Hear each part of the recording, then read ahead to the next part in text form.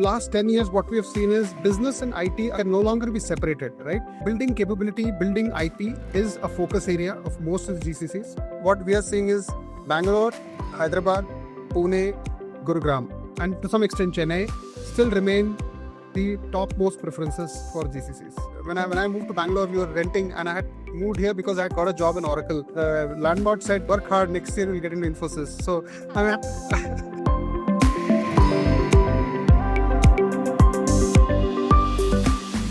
Hello everyone. Welcome to GCC Pulse CentreStage, a platform where we bring you stories of how GCCs are performing beyond all the buzzwords, beyond all the narrative which you get to hear on social media. These are people who are working on the ground at the GCCs, people who are consulting. One such guest that we have today is Ganesh Chandrasekaran, who is the country head of RGP India. Ganesh consults with the CXOs of many companies who are establishing their GCCs in India.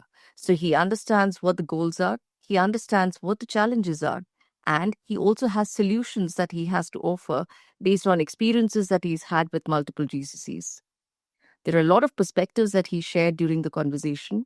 I'm sure you'll benefit from them. Hi Ganesh, welcome to GCC Pulse CentreStage. We're super excited to having the conversation with you today.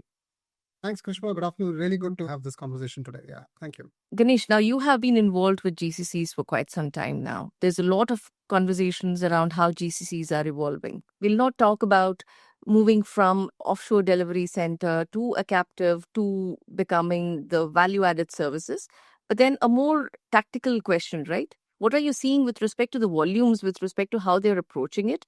And what is the thought process behind what and how they want to bring into the GCCs? The GCC space itself is evolving quite a lot in the last 4 or 5 years, right? So what we are at least seeing in the last 7-8 months is that the idea is more to focus, because GCCs are no longer being considered as anything for cost arbitrage. But what is driving boards across the globe to move to India is the talent, is the intellectual capability. So what we call as intellectual arbitrage is what they're trying to move here. What we are seeing, at least in the last 1 year, is very focused areas. AI is definitely one area where they want to move, but it's not just AI. Even finance, when it wants to, like for example, we've seen many GCCs move their finance functions to India, but it's not a pure lift and shift.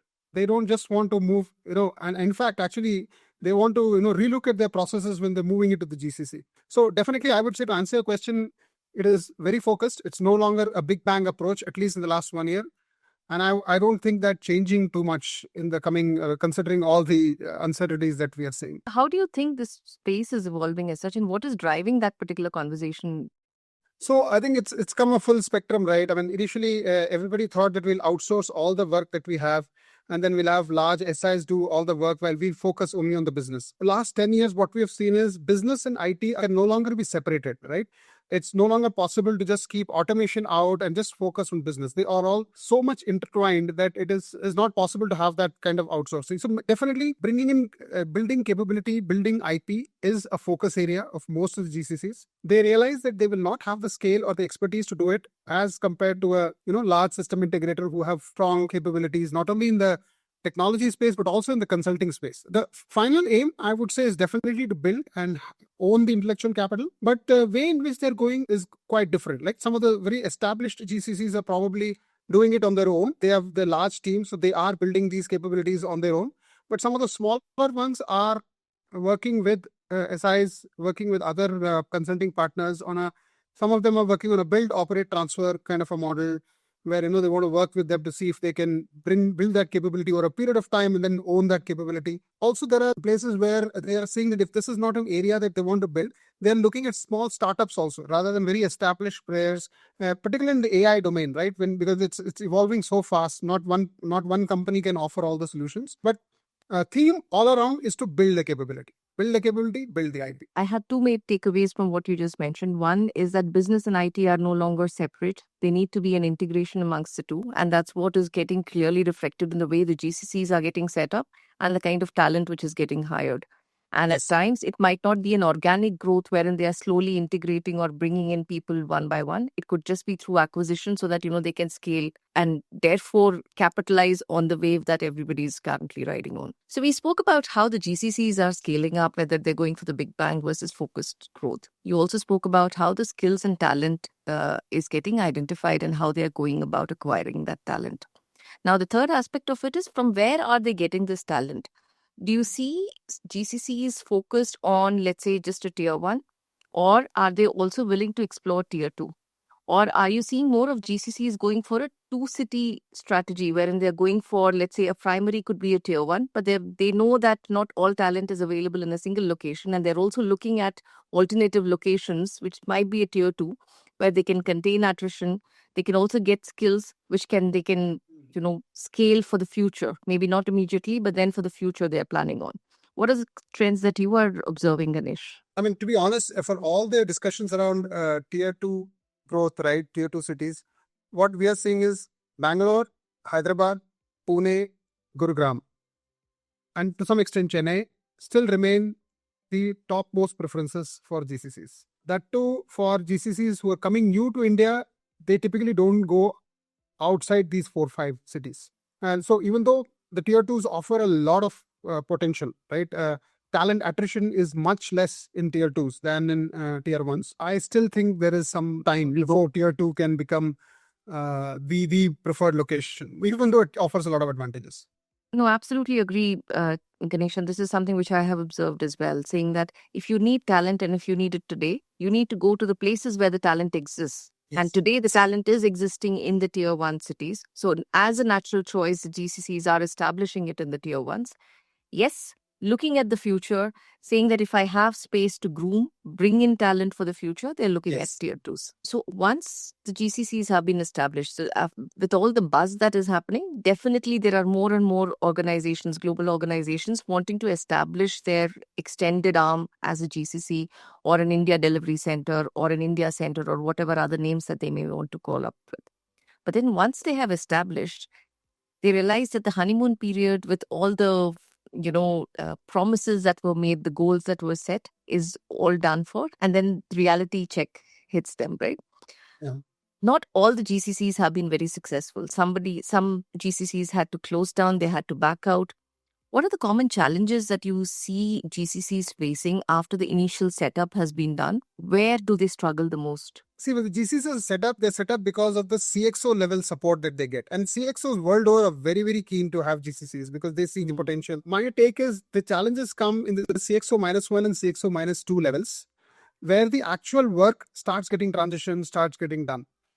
Now, unless there is a buy-in at those levels, right, and there is a genuine need and a genuine support for the GCC, what really happens is the promise of the GCC does not realize. And many times, one of the reasons the GCCs fail is they hire the talent in India, the GCC talent, saying that, this will be achieved, this is what will be done, etc., etc. But then over a period of 1 year, the GCC leaders and the GCC teams realize that maybe that's not what's happening here. It's more of very operational work which is being pushed here to India.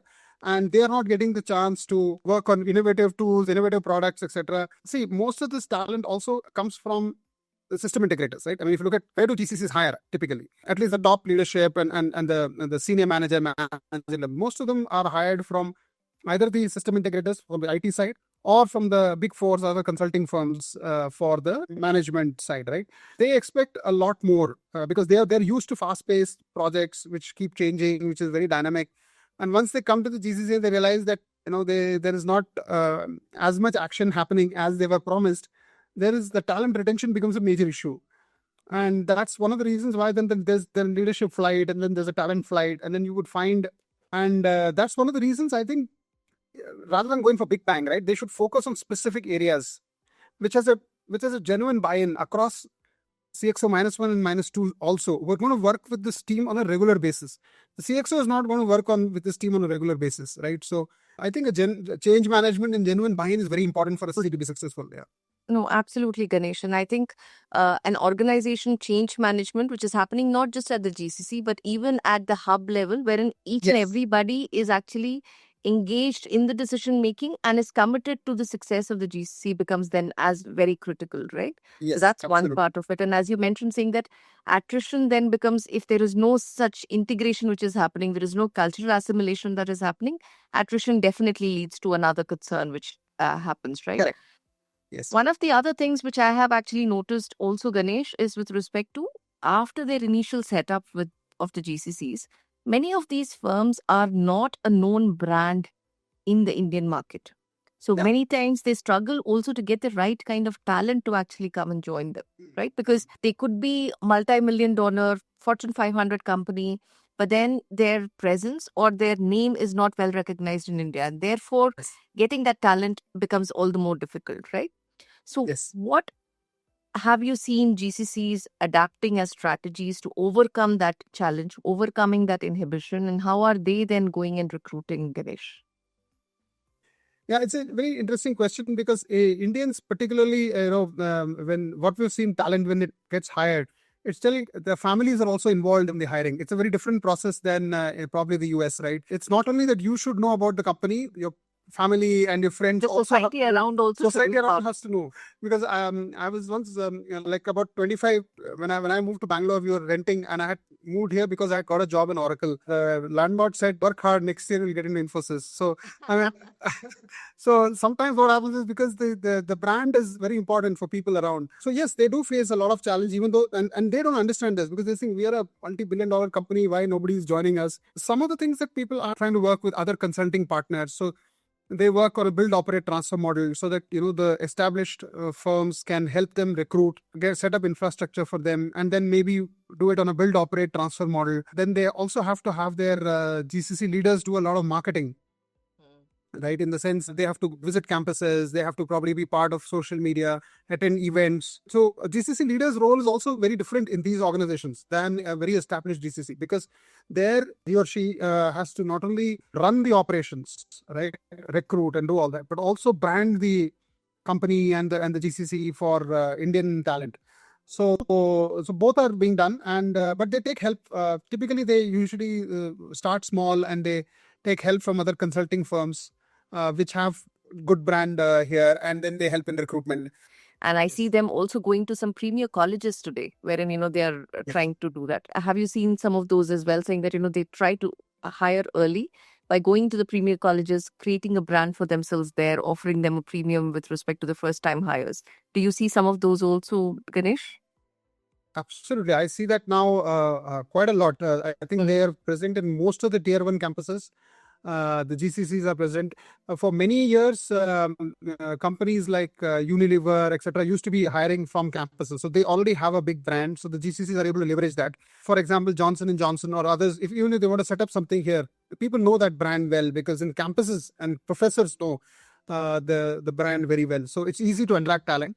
For someone new who is absolutely new to India, it becomes that much more difficult because then they'll have to connect to campuses. Campuses will want to know who they are, etc., etc. That's right. But in today's world, the students are very well informed. Actually, is what we have seen. Students are more informed than the faculty, right? So they come back saying, "No, this is a big company. This is a fintech giant in the US, and they have friends, etc." So they are leveraging that. Many of them go via the internship route. So this is something we've seen. A lot of them offer very good internships to potential candidates and offer them very good projects and then pre-placement offers. So that is another thing. No, I and understand and completely agree with it also, Ganesh. Let's probably change gears a little bit, Ganesh. We'll keep it a little fun. Okay. We'll go for some rapid fire questions.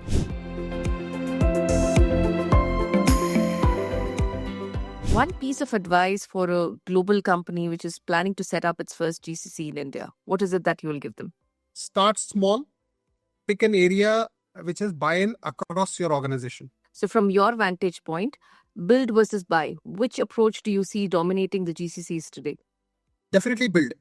If a customer came to you and asked you to recommend a country which is not India for another GCC, what would be your recommendation be? If I had to pick one, I'll go with Philippines, Manila. If there was one metric that truly defines the GCC success, what do you think that would be? See, for me, a GCC is an innovation hub.